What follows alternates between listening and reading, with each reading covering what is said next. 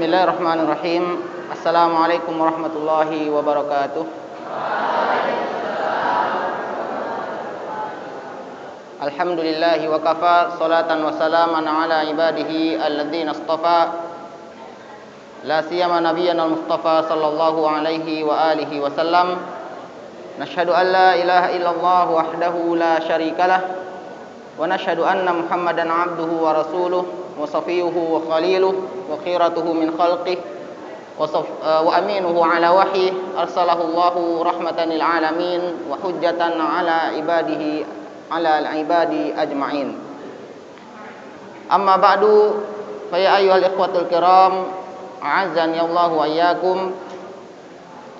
Kita memuji Allah dan bersyukur kepadanya atas segala bentuk nikmat dan rahmatnya sehingga kita masih bisa sama-sama berkumpul di tempat yang mulia ini, yaitu di Masjid Ar-Rahmah, Pondok Pesantren Minhaj Sahabah, dalam rangka saling mengingatkan dan saling mempelajari ilmu Al-Quran dan As-Sunnah, yang mana dengan izin Allah Subhanahu wa ta'ala kita sudah memasuki hari kedua puasa atau saum. Dan insya Allah pada pertemuan kali ini bersama saya akan mengulas sedikit tentang keutamaan bulan Ramadan. Ahibatil kiram, azani Allahu wa iyyakum wa wafaqakum. Ketahuilah bahwasannya di antara nikmat yang paling besar dari Allah Subhanahu wa taala kepada kita semua kaum muslimin adalah dijadikannya dalam satu tahun bulan Ramadan, di mana kemuliaan bulan Ramadan sangat banyak sekali. Di antara kemuliaan-kemuliaan yang sudah kita ketahui dalam bulan Ramadan yaitu adalah kewajiban saum, diwajibkan di bulan Ramadan. Sebagaimana firman Allah Subhanahu wa taala dalam surat Al-Baqarah, ba'da a'udzubillahi minasyaitonir rajim, ya ayyuhalladzina amanu kutiba alaikumus shiyamu kama kutiba alal ladzina min qablikum la'allakum tattaqun. Wahai orang-orang beriman, telah ditetapkan wajibnya saum bagi kalian sebagaimana Allah telah tetapkan kewajiban saum terhadap umat-umat terdahulu, orang-orang terdahulu sebelum kalian. La'allakum tattaqun, agar kalian bertakwa. Dengan diwajibkannya saum di bulan Ramadan, maka secara otomatis bulan Ramadan menjadi ciri khas bagi seorang atau setiap kaum muslimin untuk melaksanakan salah satu rukun dari rukun-rukun Islam, yang mana Allah Subhanahu wa taala tidak tetapkan di bulan-bulan yang lain untuk saum. Bahkan kalau kita meniatkan saum Ramadan di bulan-bulan selain bulan Ramadan, maka saum kita tersebut ditolak tanpa sebab, kecuali yang mengqadha atau yang mengganti saum yang selama Ramadannya dia berhalangan dan mendapat udzur secara syar'i. Kemudian di antara keutamaan yang lainnya, pada bulan Ramadan menjadi sebuah kemuliaan bagi bulan Ramadan ketika Allah Subhanahu wa taala memilih bulan Ramadan untuk menurunkan wahyunya, wahyu umat Islam kepada Rasulullah SAW yang menjadi kitab suci umat Islam, Al-Qur'anul Karim. Yang sama-sama kita ketahui dalam surat Al-Qadar, Allah Subhanahu wa taala berfirman, "Inna anzalnahu fi lailatul qadar." Dan dalam ayat lain Allah Subhanahu wa taala berfirman, "Inna anzalnahu fi lailatin mubarakah." Para ulama bersepakat bahwasanya fi lailatin mubarakah, malam yang diberkahi itu adalah malam Lailatul Qadar, di mana Allah Subhanahu wa taala menitipkan malam tersebut di dalam bulan Ramadan. Maka dengan itu, ahibati fillah, jangan sampai semua amal-amal soleh dan kebaikan-kebaikan kita, ibadah-ibadah yang kita laksanakan sehari-hari itu sia-sia. Mungkin beberapa di antara kita masih melakukan rutinitas seperti apa adanya, tidak memperbaiki ibadah secara kualitas, tapi hanya kuantitas. Banyak ibadah, tapi ibadahnya tidak benar.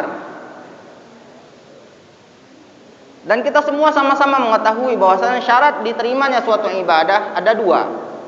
Pertama, ikhlas, ditujukan kepada Allah Subhanahu wa taala sesuai dengan tuntunan Allah dan Rasulnya sallallahu alaihi wa alihi wasallam.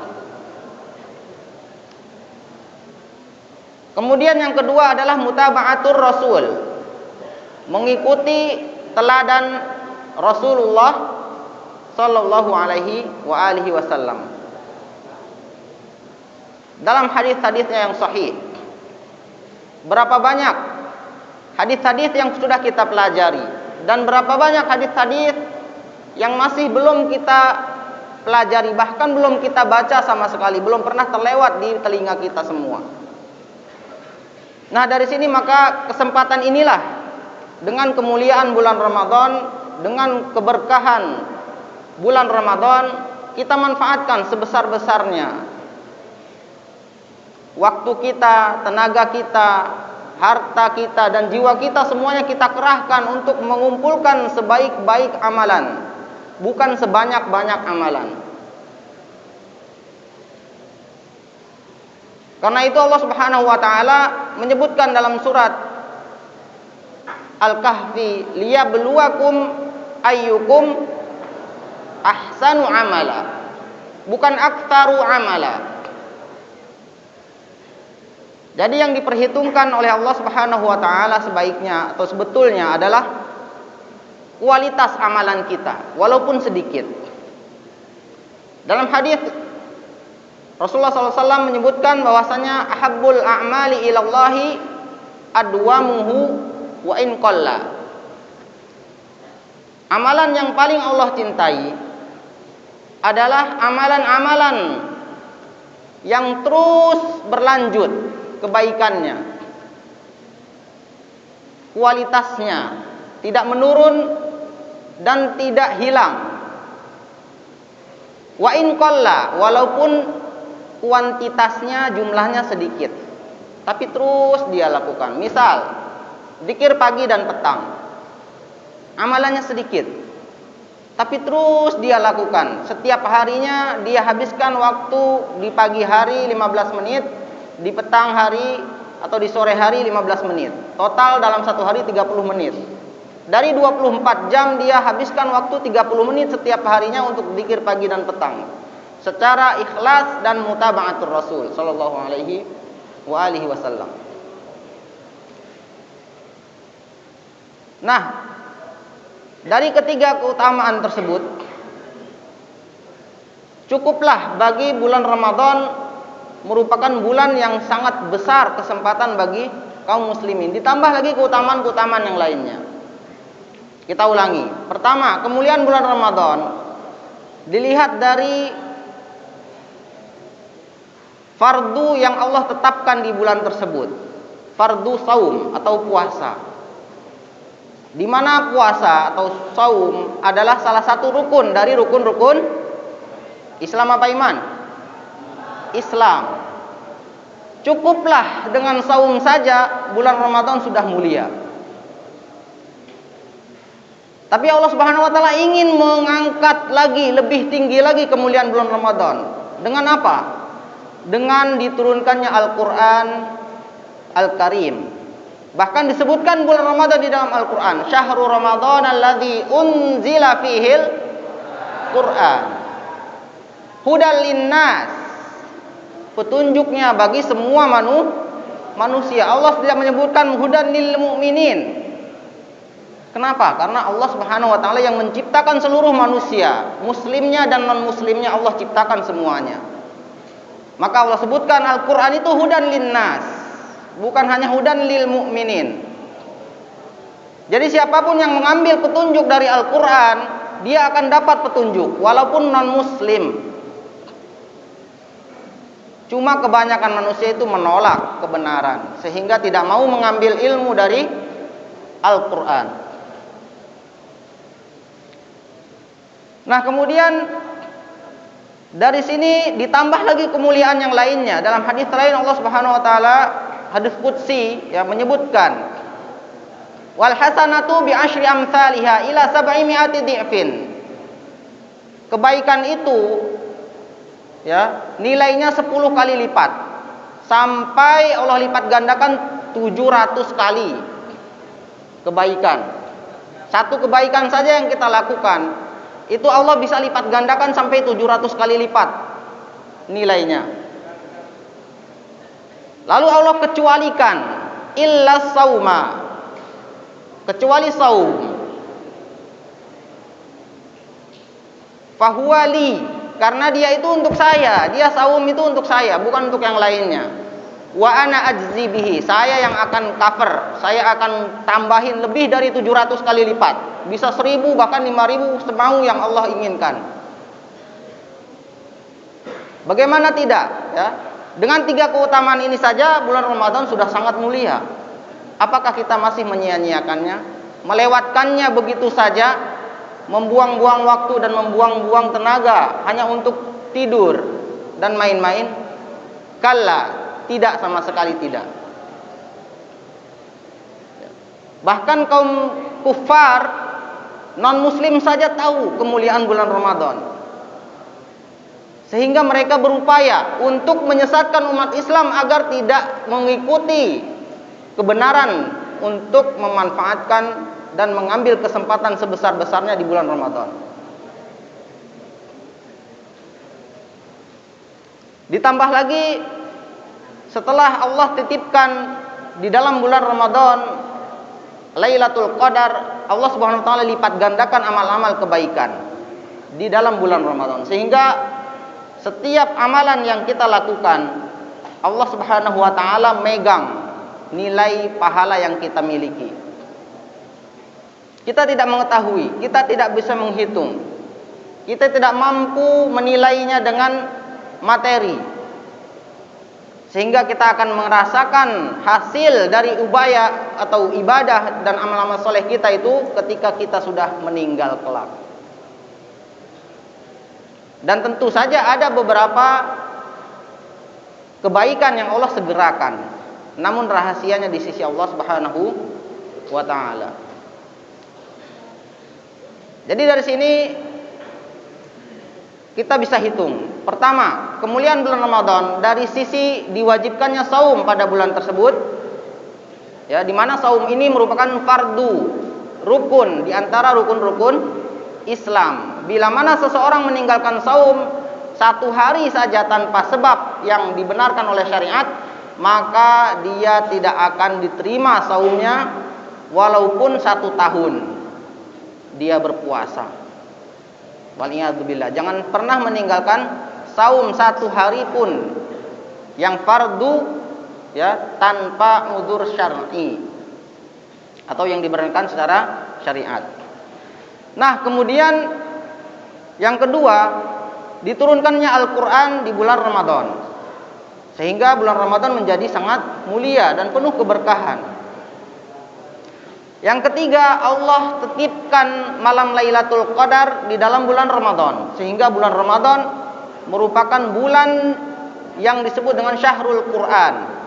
Para ulama di bulan Ramadan semuanya yukbiluna alal Quran, masuk ke ranah Al-Quran. Yang tadinya ulamaul hadis meninggalkan hadis mereka, ulamaul fiqh meninggalkan fikih mereka, ulamaul tafsir lebih menekankan kepada tilawah dan murajaah Al-Quran, mendalami makna-makna Al-Quran.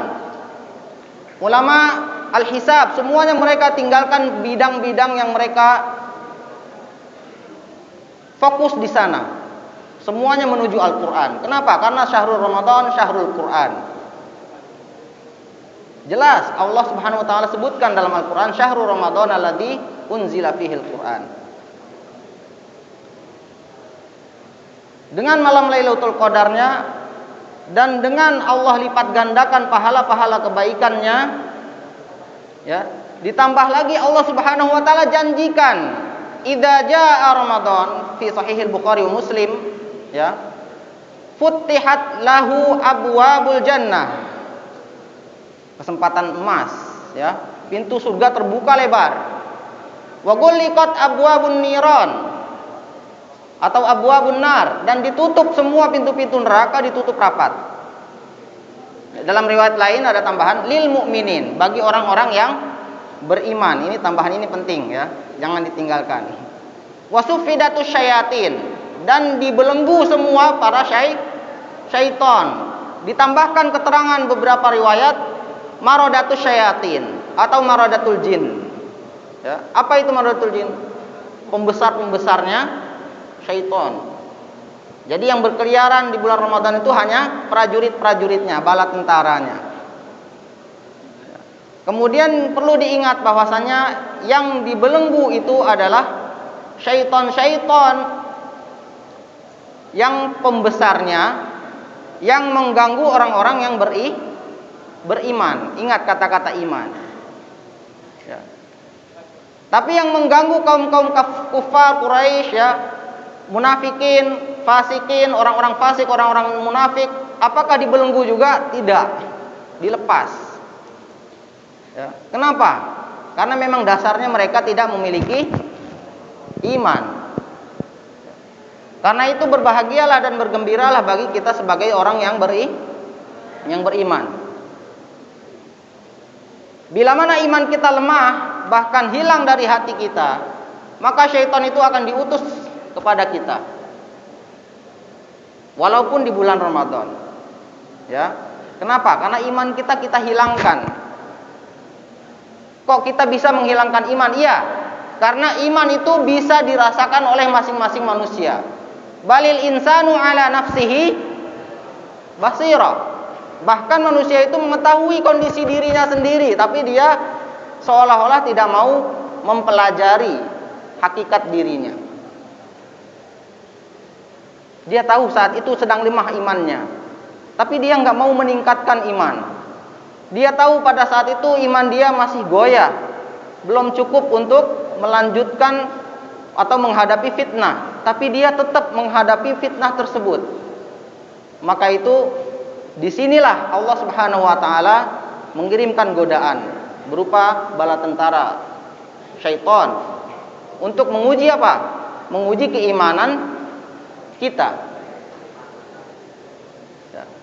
Betapa besarnya kemuliaan Ramadan, ya, dengan sekian banyaknya kesempatan emas bagi kita, bahkan, ya, insyaallah di 10 hari terakhir bulan Ramadan, yang mana di sana kemungkinan besar malam Lailatul Qadar itu terjadi, ya, kita libur, ya, kita libur sekolahnya. Jadi ketika liburan tersebut 10 hari terakhir itu benar-benar dimanfaatkan untuk ibadah, ya, meningkatkan hafalan, menguatkan ilmu kita dan iman kita, sehingga lulus kita setelah Ramadan kembali dalam keadaan suci dan fitrah dan menjadi orang-orang yang bertakwa. Barakallahu fikum wa jazakumullahu khairan. Inilah yang bisa ana sampaikan, kurang dan lebihnya mohon maaf. Sampai bertemu kembali di kesempatan berikutnya. Kita akhiri dan kita tutup pertemuan kita ini dengan membaca doa kafaratul majlis. Subhanakallahumma wa bihamdika asyhadu an la ilaha illa anta astaghfiruka wa atubu ilaik. Walhamdulillahirabbil alamin. Assalamualaikum warahmatullahi wabarakatuh.